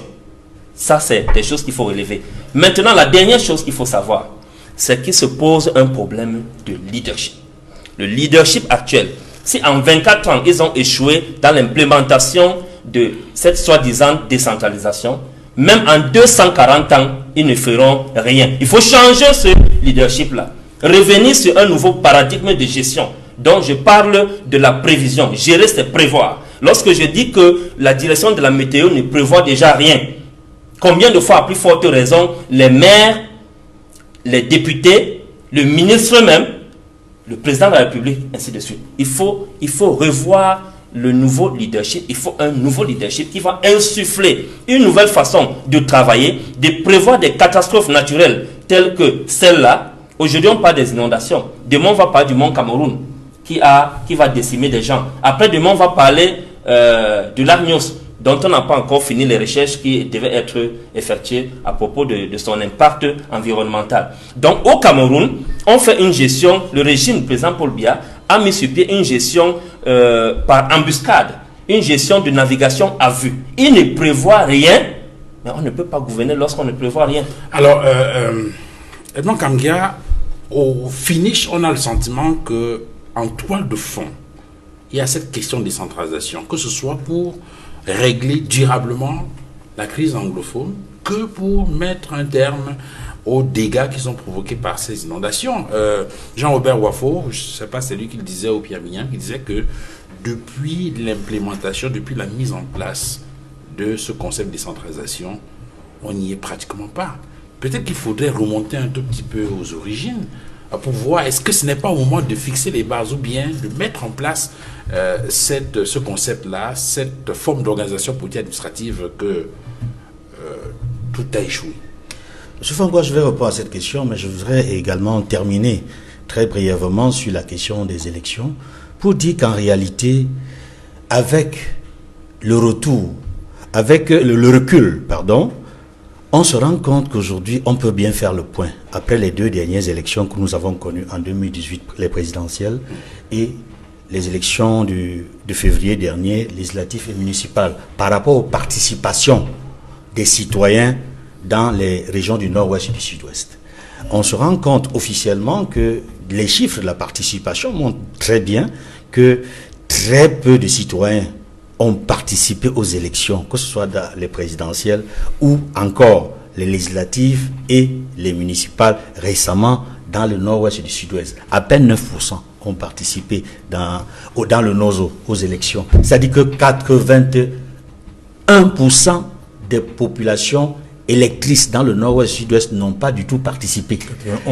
91% n'ont pas du tout participé. Des électeurs inscrits n'ont pas participé aux élections. La question que l'on peut se poser à travers ce constat, c'est que pourquoi encore organiser des élections aussitôt dans les régions du nord-ouest et du sud-ouest, sachant qu'on a au moins des chiffres qui nous montrent que les mêmes causes produisant les mêmes effets, on n'aura pas des électeurs élus qui ont la légitimité. C'est-à-dire, dans le nord et le sud-ouest, il y a des personnes qui ont été élus conseillers municipaux, qui ont été élus maires, qui ont été élus députés. Mais que représentent-ils véritablement? Quelle est leur légitimité? Quelle est leur représentativité auprès des populations? Pourquoi la crise ne s'arrête pas malgré les élections législatives et municipales dans le nord-ouest et du sud-ouest? Il n'y a aucune légitimité. Et je voudrais saisir cette occasion pour remercier, n'est-ce pas, les soldats qui sont sur le terrain, notamment un général. On a vu tout un général, par exemple, qui travaille dans le sens d'une armée citoyenne, qui rencontre les populations, qui discute avec les populations pour leur faire comprendre la nécessité de la paix et de la sécurité. Mais, sauf que, on a regardé je vais expliquer pourquoi, sauf que c'est grave, parce que ce n'est pas le rôle, ce n'est pas le rôle d'un général ou des officiers de discuter avec les populations. C'est le rôle des élus. C'est pour cela que je dis, la nature ayant horreur du vide, c'est pour cela qu'on a vu un général discuter avec les populations, parce que les élus du nord-ouest et du sud-ouest, récemment, les derniers ont été élus là, mais conseillers municipaux, députés, ne sont pas du tout légitimes. Les populations ne se reconnaissent pas en elles. Et maintenant, on demande donc à ceux-là qui ne sont pas légitimes, mais conseillers municipaux, d'élire des conseillers régionaux, qui eux aussi n'auront aucune légitimité comme eux. C'est ce que j'ai dit. Voilà. La légitimité. L'illégitimité ne peut donner que l'illégitimité. C'est une des raisons pour lesquelles ce n'est pas nécessaire d'organiser des élections dans le nord et le sud-est dans les conditions actuelles. Ils n'auront aucune légitimité et ça va empirer la situation. Ça va empirer la guerre. Parce que aucun de ceux-là qui ont été élus ne sont en phase avec les populations, n'approchent même pas les sécessionnistes pour leur faire passer le message de la paix et du dépôt des armes. Félicitations Edmond Kamia. C'est pour cela que je tenais à le dire, pour terminer sur le chapitre des élections qu'on veut organiser régional dans le nord et sud-ouest, pour dire que c'est un autre danger, c'est un autre élément belligène qu'on est en train de mettre dans le nord-ouest si on organise des élections régionales là-bas. Maintenant, sur la question de la question même que vous m'avez posée, sur la décentralisation. Tous ces débats, même sur l'inondation aujourd'hui, on se rend compte, ou sur la décentralisation, on se rend bien compte que, au fond, la lame de fond a été au cœur des débats pendant la tripartite qui s'est ouvert le 30 octobre 1991 et qui s'est achevé à la mi-novembre, 15 novembre, et par une déclaration, notamment la déclaration de la tripartite. Il y a eu les accords de la tripartite, mais je voudrais insister ici, non seulement sur la qualité de la composition des acteurs de la tripartite, mais également sur le contenu des débats en relation avec la nécessité pour laquelle on a inclus la décentralisation dans la Constitution. Parce qu'à l'accord tripartite, il y avait 3 principaux acteurs. Il y avait le gouvernement, il y avait les partis politiques, et dans les partis politiques, il y avait le parti au pouvoir et les partis de l'opposition. Et dans le 3e camp, c'était la société civile, représentée par ceux qu'on appelait les personnalités indépendantes. La plupart des acteurs de cette période, je peux le dire ici, sont déjà décédés. Il y avait par exemple le docteur Adamou Ndamdjoa qui présidait la commission politique, qui est décédé, le président de l'UDC. Il y avait également, parmi des acteurs importants politiques de l'époque, John Ngoufoncha, qui a été vice-président de la République fédérale du Cameroun, qui a été vice-président du RDPC, et qui en juin 1990 avait démissionné de ses fonctions, et qui s'était retrouvé à la tripartite pour mettre sur la table les problèmes des anglophones, de la marginalisation, de la frustration dont vivent les populations anglophones. Et c'était l'un des éléments qui avait motivé sa démission du RDPC. 1 an auparavant, c'est-à-dire en juin 90, démissionné, et il a participé autant que d'autres acteurs de la réunification à la rencontre tripartite. Et pour rester sur... Beaucoup de ces acteurs sont encore vivants, pourtant. D'autres sont encore vivants. Mais Paul Sopo-Pouzo, qui a joué un rôle majeur également dans cette période-là, est décédé. Mais d'autres vivent encore aujourd'hui. Mais c'est que, sur le point sur lequel je voudrais davantage insister, c'est que dans les débats qui ont débouché sur la nécessité d'aller à la décentralisation, il y avait ceux qui étaient les partisans du statu quo, maintenir l'État unitaire centralisé. Il y avait ceux qui, comme le SDF qui a participé au début des travaux avant de claquer la porte, étaient pour le fédéralisme. Mais malgré le fait que le SDF ait claqué la porte à l'époque, ceux qui sont restés, comme les Django Frontier, comme les Munzo et autres, parce que Abel Moukon, il est décédé aujourd'hui, il était partisan du fédéralisme. Il y avait donc ce partisan du statu quo, un État unitaire centralisé, comme l'indiquait déjà la Constitution de 72, et ceux qui étaient pour le fédéralisme. Et il faut le dire, la position médiane qui a été trouvée finalement, et dont les termes sont venus du directeur du cabinet du Premier ministre Sadouayat de l'époque, qui est encore vivant, le professeur Bokoko Mbodjo, qui était son porte-parole. Tous les vendredis, il donnait une conférence de presse d'ailleurs aux journalistes. Bokoko Mbodjo s'est inspiré du débat qui avait cours dans les années 90 à cette époque en France sur la décentralisation et sur la régionalisation. Et cette idée débattue entre des différents acteurs pendant la tripartite a pris, c'est-à-dire que les éléments ont pris, il y a eu convergence d'idées pour convaincre les partisans du fédéralisme de l'époque qu'on peut passer par une étape transitoire. Et en réalité, il faut le dire, la décentralisation qui figure dans la Constitution du Cameroun a été un compromis transitoire. C'est l'une des raisons pour lesquelles, dans l'esprit et la lettre de la Constitution du 18 janvier actuelle de 1996, on a une disposition qui dit que les institutions seront progressivement mises en place. C'était l'esprit du compromis transitoire par rapport à la décentralisation, pas par rapport aux autres dispositions de la Constitution.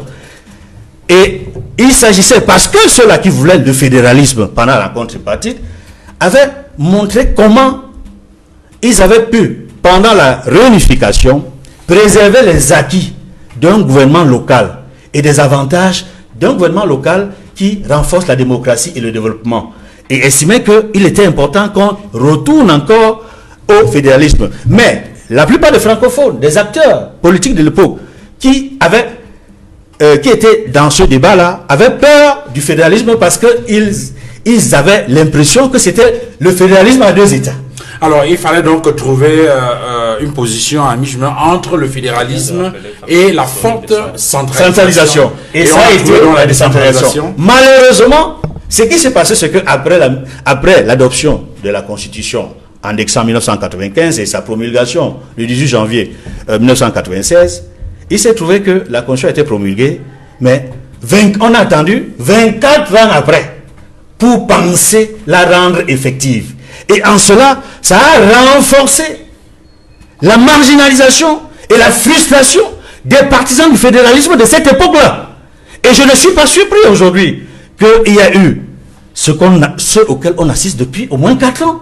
Ils se sont sentis trompés par rapport au compromis de la tripartite sur la phase transitoire qui n'a jamais été effective. Parce que la décentralisation qui a été instaurée dans la Constitution a prévu à côté des communes des régions.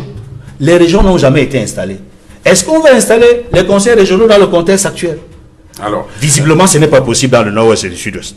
Jean-Robert Voifo, au finish, décentralisation comme solution peut-être, vraie décentralisation peut-être comme solution pour régler la crise anglophone, mais également pour régler un certain nombre de questions comme les problèmes d'inondation. L'Œil du Sahel, cette semaine, fait un zoom sur un certain nombre de responsables d'exécutifs municipaux qui apportent je veux dire, des solutions. Hein. On parle d'un maire, par exemple, qui parle de la construction des digues artisanales pour empêcher que les eaux arrivent. Un autre maire qui parle de l'évacuation des populations des zones à risque, entre autres. Est-ce que si on donnait plus de moyens aux exécutifs communaux, on pourrait régler un temps soit pour au moins cette question d'inondation qui revient tous les ans? Monsieur Duval Fangwa, Edmond Kamgia vient de faire un rappel historique. Mais il y a une petite omission. À la tripartite, un comité de suivi des accords de la tripartite avait été mis sur pied. Ce comité n'a jamais siégé. Ouais. Ce comité avait entre autres pour mission d'évaluer la marche progressive, n'est-ce pas, vers cette décentralisation et si possible envisager les voies pour aboutir au fédéralisme. Allez parcourir les minutes de la tripartite. Tout à fait. C'est dans les minutes. Mais la roublardise, la mauvaise foi manifeste, la tricherie. Et quand je parle de tricherie, j'ai encore en mémoire là dernièrement. Mais vous avez vu, n'est-ce pas, un ministre, n'est-ce pas, se faire appeler docteur, alors qu'il n'est pas docteur. N'est-ce pas, le ministre de la Santé. Chaque fois, on mettait docteur Manaouda Malachi. Pourtant, il s'appelle Manaouda Malachi. Et la preuve, je vous en prie, je m'adresse aux Camerounais. Oui. La preuve, j'ai suivi la dernière, j'ai suivi le journal de la CRTV, où il présidait, je ne sais pas quoi, c'était sur la couverture maladie universelle. Pour la première fois, on a enlevé le titre de docteur. Ah bon? Oui. On a enlevé le titre de docteur. Oui, tout à fait. Mais ça ne va pas m'empêcher d'interpeller le ministre Famé Ndongo et de me poser la question de savoir comment il a pu passer entre les mailles des équivalences. C'est grave. Je vous dis, on a enlevé, on a extirpé, ce n'est plus docteur Manaouda. Bon, ça peut être une omission. Ce n'est pas une omission. Mais enfin, depuis qu'il a été nommé, c'était. Vous êtes vraiment les chances de la calomnie. Alors, l'entour, la tricherie, je dis la tricherie, et c'est pour ça que moi j'interpelle le ministre Famé Ndongo qui. On a vu un Camerounais dernièrement qui voulait soutenir sa thèse. Et le ministre Famé Ndongo, à juste titre, a voulu vérifier s'il y avait des équivalences. Et dès qu'il s'est rendu compte qu'il y avait des équivalences, il a permis que ce compatriote donc puisse soutenir. Mais là, je dis, c'est pour vous dire le degré de tricherie même à l'intérieur de l'appareil gouvernemental. C'est comme ça qu'il faut. C'est leur marque de fabrique, c'est leur ADN. Je vais vous dire. Quand ça veut dire quoi? Ça veut dire que la tricherie est dans leur ADN. Parlant de la décentralisation, la constitution date du 18 janvier 1996, la dernière constitution. Ce n'est qu'en 2004. que les premières lois sur la décentralisation ont été votées par l'Assemblée nationale. 96, 2004, ça fait donc combien d'années? C'est beaucoup d'années. Je crois que ça fait 8 ans. Ce n'est qu'en 2004. Et quand vous parcourez... 2004-2020, ça fait 16 ans. 2004-2020, ça fait 16 ans. Donc au total, ça fait combien d'années? Ça fait 24 ans. 24 ans. Or, dans la Constitution de 96, les conseils régionaux existaient déjà. Il était prévu la mise sur pied des conseils régionaux. Quand vous regardez Duval Fangwa, vous avez parlé des maires par rapport aux inondations. Monsieur Bignam a posé une question simple. D'abord, est-ce que les fonds qui sont débloqués dans le cadre du curage des caniveaux sont utilisés à bon escient? Ça, c'est la première chose. Deuxième chose, quels sont les mécanismes de contrôle? Troisième chose, je vais vous dire, il faut être froid. La décentralisation est monnaie. Parce que quand on regarde Duval Fangwa, le volume des ressources transférées par l'État central, c'est-à-dire Yaoundé, les organismes qui lui sont rattachés, ça n'atteint pas 3,4% du budget national. Le volume de crédits transférés par l'État central aux collectivités territoriales décentralisées, ça n'atteint pas 3,4%. Autre chose, quand je parlais de financement, professeur Koyok, regardez un peu comment les ministres sont financés. Quand vous prenez les financements actuels, quand vous prenez les prélèvements obligatoires qui sont exercés sur l'ensemble du territoire, impôts et taxes, Yaoundé à lui seul concentre 85,5% contre 9,1% aux collectivités donc territoriales décentralisées. Ça veut dire que sur 1 million qui sont collectés en termes d'impôts et taxes au Cameroun, Yaoundé seul concentre 855 000 francs CFA contre 91 000 francs CFA aux collectivités territoriales décentralisées. Maintenant, on ajoute les conseils régionaux. Je vais dire, tout ce qu'on est en train de faire là, bon, il faut louer peut-être des petits remous qui sont faits au niveau des collectivités territoriales décentralisées en termes d'inondation. Mais moi, j'appelle ça des petits remous, c'est des remous de surface. D'abord, on ne cueille pas les caniveaux durant la saison pluvieuse. Ok. On ne cueille pas. De deux, il y a un problème de moyens.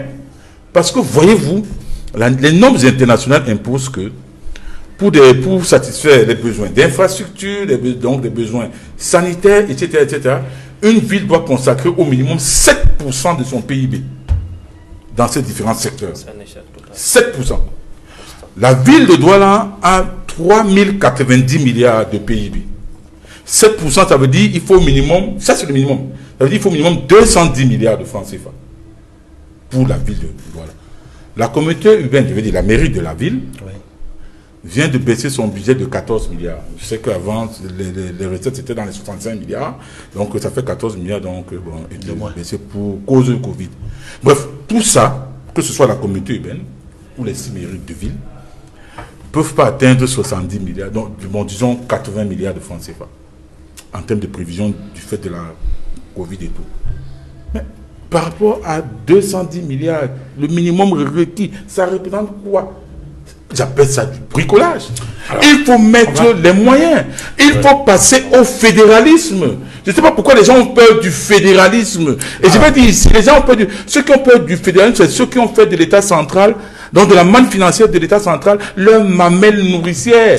50% à l'État central, 50% aux collectivités territoriales donc décentralisées, avec, n'est-ce pas, c'est-à-dire qu'une possibilité donc, de progression allant dans le sens de la mise, donc de diminuer la part de l'État central. Pourquoi ils ont peur? Tout ce qu'ils font là, Duval Fangwa, Duval, je vais vous dire, ils refusent, ils ont refusé pendant longtemps. Et je vais parce que ils ont accumulé beaucoup d'argent. Ok. Ils ont accumulé beaucoup d'argent. Et vous savez pourquoi ils ont accumulé à travers les marchés, etc. Pour le grand soir. Ils ne voudront jamais. On n'est pas venu. Je dis qu'ils ne voudront jamais que le fédéralisme est-ce qu'en donnant plus de moyens aux exécutifs municipaux, on pourrait arriver à régler les questions comme les questions d'immigration? Parce que je veux simplement dire que depuis, même quand le ministre du Shadow Cabinet était adjoint au maire, Il n'a jamais changé de discours. Parce que quelle que soit la question qu'on lui pose, il y revient toujours. Vraiment, c'est désolant. Les gens sont fatigués d'écouter ces choses. J'ai mené des combats. Qui ne changent même rien. J'ai mené des combats pour la... Moi, j'ai dit, vous avez vu dernièrement mouiller le maillot. Non, c'est vous qui êtes la seule à ne pas le savoir. Zéro conseiller. Et je même le petit frémissement, même le petit frémissement qu'il y a eu au niveau de la décentralisation, c'est parce que vous montez au comment... J'ai interpellé les ministres des Finances et le peuple camerounais est témoin. Bon, moi, j'ai dit, pour la bavure de tout à l'heure, le ministre est quand même une personnalité, M. Wafo. Vous n'êtes pas une autorité académique pour pouvoir déclarer d'une façon solennelle que le ministre a un faux doctorat.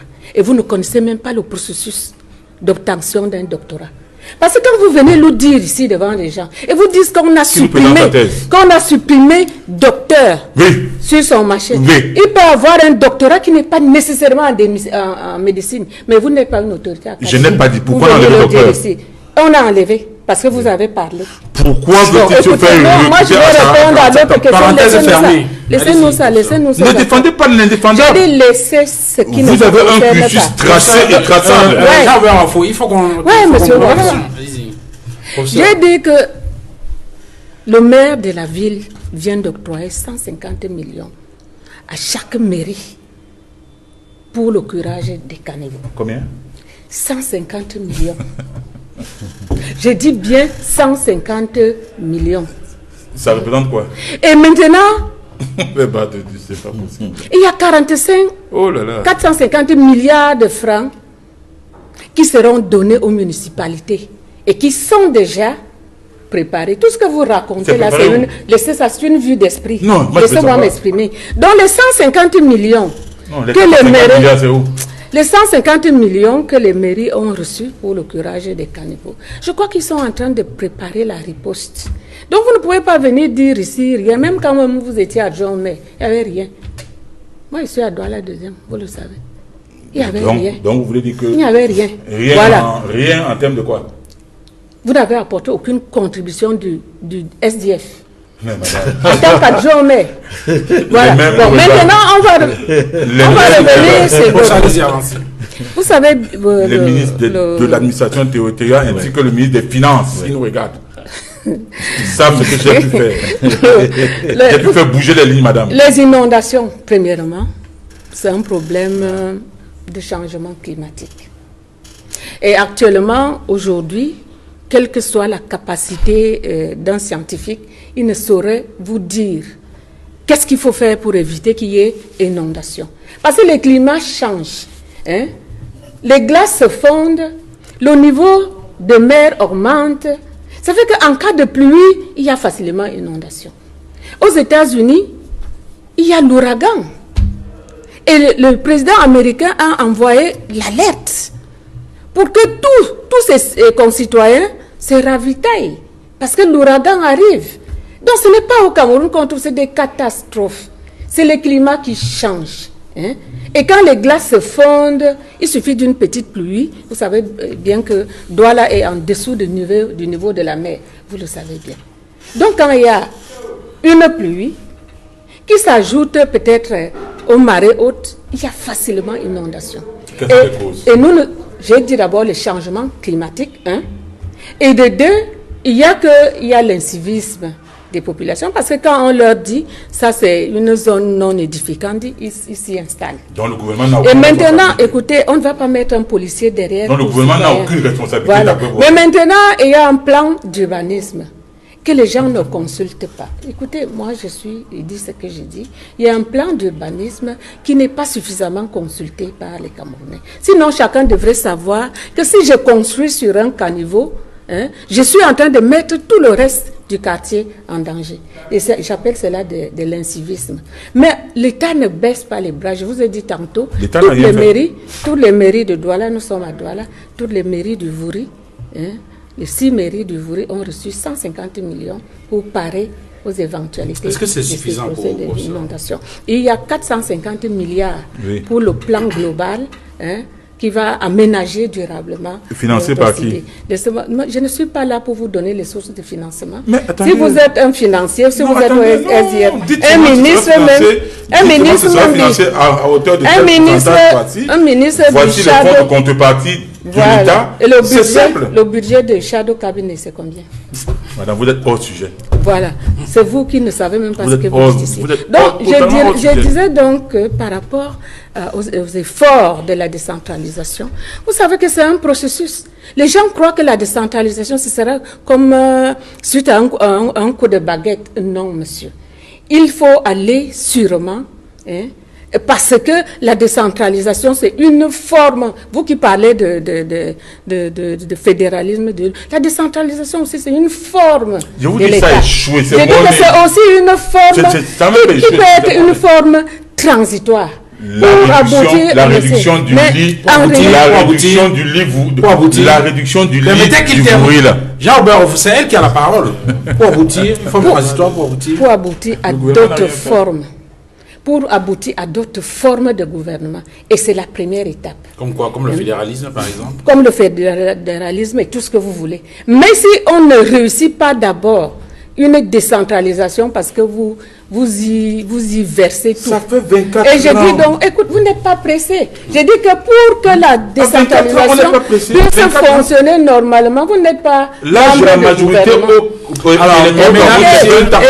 écoutez. C'est 20 ans au Cameroun, l'âge de la majorité électorale. Madame, messieurs, on va... Vous parlez pendant 30 minutes et vous ne me permettez même pas de dire ce que j'ai envie de dire. Vous l'interrompez tout le temps, ça ne permet pas de... Donc je dis simplement, laissez le gouvernement faire son travail. Le président Paul, lui, tout a été programmé et planifié. Donc nos bavardages ici, là, ne changent rien. Notre bavardage ici, là, ça ne change rien parce que tout est programmé. Oui, mais parce que vous ne rendez pas compte au Cameroun. Parce qu'il y a un plan, tout est planifié, monsieur. Depuis 38 ans. Alors puisque vous avez la parole, je voudrais avoir rapidement votre avis sur un autre sujet qui a retenu l'attention, puisque nous acheminons vers la fin de l'émission en quelques secondes. Le président de la République du Cameroun avait promis aux Lions, QV 90, des logements. Ça a été fait. Cette semaine, on a vu des Lions recevoir... ces logements-là, on va dire quoi? Promesse tenue, finalement? D'abord, le respect de la parole chez le président de la République. C'est-à-dire que cette promesse-là est tenue. Vous savez qu'il y avait quelques problèmes. Il y avait non seulement des problèmes du nombre de bénéficiaires, il y avait également des problèmes. Vous savez, le Cameroun connaît une récession pendant une grande période. Apprenez aussi à lire l'environnement économique dans un pays. Parce que tout n'est pas rose. Vous voyez, après le Covid-19, on n'a pas suspendu les salaires, on n'a rien fait. Mais c'est au sacrifice d'autres choses. Donc, je me dis quand même, quand vous voyez comment le président de la République et son équipe gouvernementale gèrent la crise du Covid, sans que les gens le sentent effectivement au niveau des paniers des ménagères, vous devez au moins dire que vraiment, il y a une visibilité, une traçabilité dans la gestion de cet État. Bon, maintenant, tout ce que vous voulez dire, le Cameroun avance. Je dis que tout ce que nous disons ici n'empêche pas que le projet de société du président Paul Biya avance. Il va le faire tant qu'il est au pouvoir. Mais maintenant, quand les moyens institutionnels seront donnés à d'autres pour le faire, ils vont continuer. Donc, ça ne vaut pas la peine de venir dire il faut qu'il parte, il faut qu'il ne parte pas. Ce n'est pas vous qui le placez. Il y a un parallélisme de forme. Si vous avez placé quelqu'un, vous allez lui demander de partir. Mais si vous ne l'avez pas placé, attendez. Le moment venu, lorsque les conditions institutionnelles seront remplies, quelqu'un d'autre viendra. Donc, Pierre Biam, 30 ans après, finalement, promesse tenue. Mieux vaut tard que jamais. C'est du n'importe quoi. Parce que s'il faut faire des promesses et les tenir 30 ans après, c'est très grave. Ça montre comment est-ce que le président Paul Biya et son régime gère le Cameroun et les Camerounais. Vous ne pouvez pas promettre des appartements ou des maisons à une équipe qui sort d'une compétition et que c'est 30 ans après qu'on soit en train de se bousculer. Encore, il y a un débat qui se pose sur qui doit avoir quoi dans cette promesse tenue-là. Alors, il y a des gens comme Massine Benjamin, paix à son âme, qui sont partis à Edea. Ils vivaient dans des conditions très, très difficiles. Je dis bien très difficiles.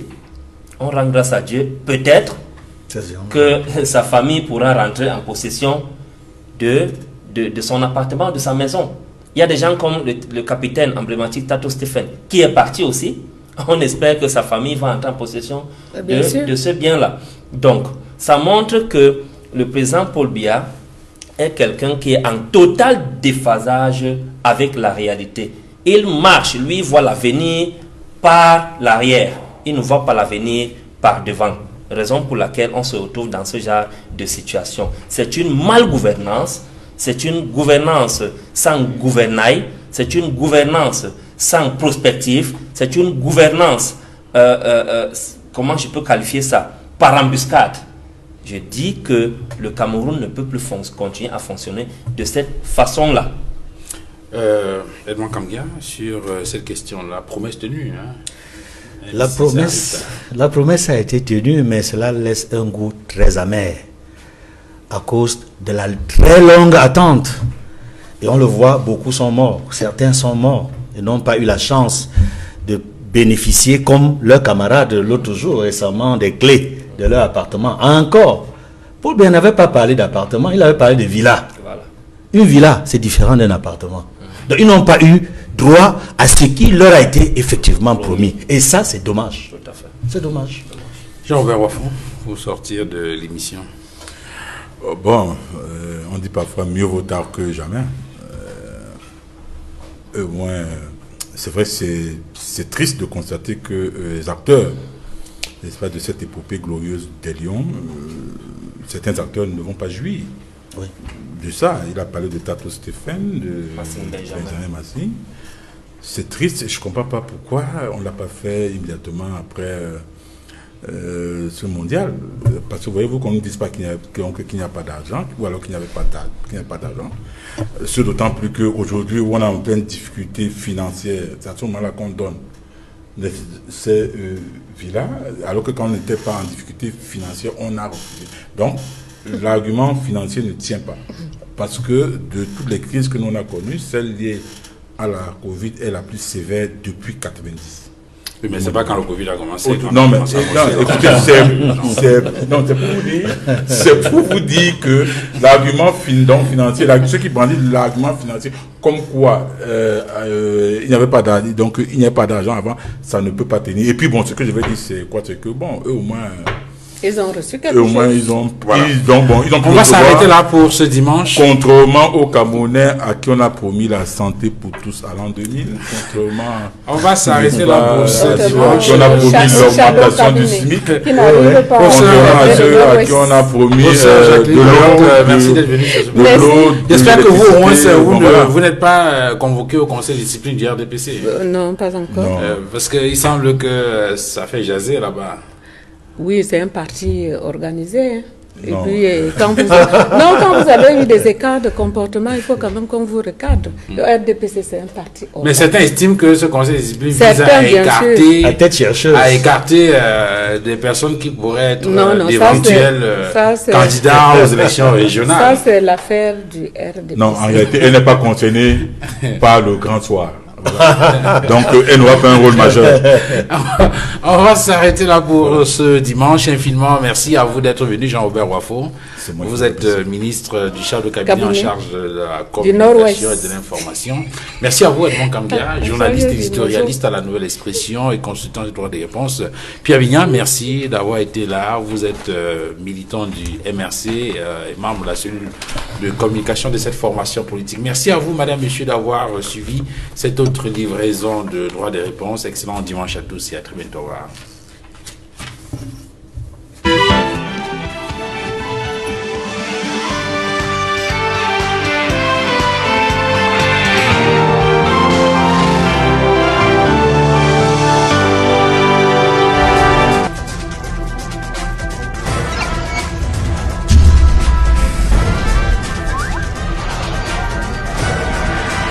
Equinox Télévision, au-delà de l'image, nous rendons compte.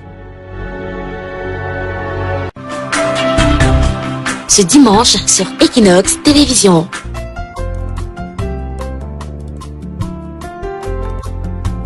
L'intérêt du sport, c'est pas seulement au niveau de la santé, mais c'est également de permettre d'atteindre l'objectif qu'on s'est fixé. Et aussi, surprenant que cela puisse paraître, j'aime manger des beignets haricots. Quand on se met dans la logique de critiquer pour permettre d'améliorer, on voit des bonnes choses. C'est dans cette logique-là, dans ce registre-là, que Maître Biliga se situe. C'est quelqu'un de très difficile à encastrer et il dit les choses comme il pense. C'est un monsieur très disponible, un bon formateur. Homme aux grandes qualités, il faut le dire. Humaine, professionnel. Il est très mordant, il défend de très bonnes causes. Et quand il sait également dire non quand il n'est pas convaincu par une action. C'est un père qui est très tolérant, mais qui est aussi très... qui peut s'avérer parfois très dur. Mais tout ça avec beaucoup d'amour.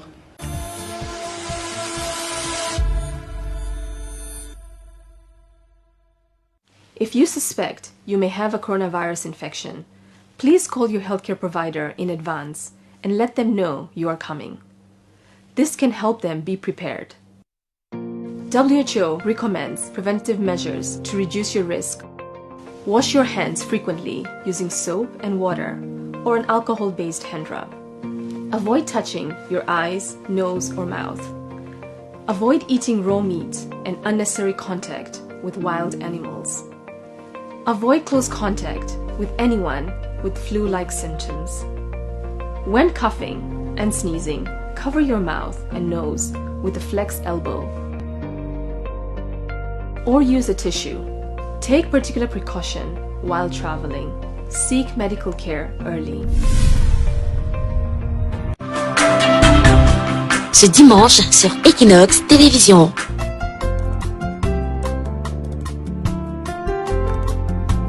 L'intérêt du sport, c'est pas seulement au niveau de la santé, mais c'est également de permettre d'atteindre l'objectif qu'on s'est fixé. Et aussi, surprenant que cela puisse paraître, j'aime manger des beignets haricots. Quand on se met dans la logique de critiquer pour permettre d'améliorer, on voit des bonnes choses. C'est dans cette logique-là, dans ce registre-là, que